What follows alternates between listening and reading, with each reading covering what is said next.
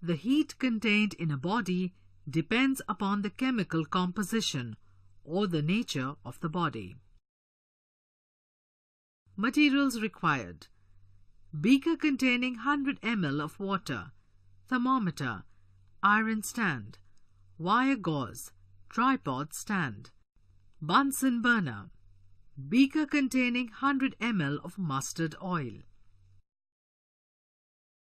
Method: take a beaker containing 100 ml of mustard oil and then set up the apparatus. Heat the beaker for 5 minutes and record the rise in temperature.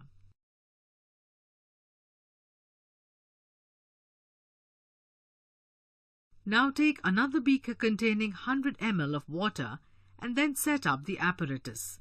Heat the beaker for 5 minutes and record the rise in temperature. You observe that for the same amount of heat supplied to the same mass of mustard oil and water, the rise in temperature of mustard oil is more. Conclusion: the heat contained in a body depends upon the chemical composition or the nature of the body.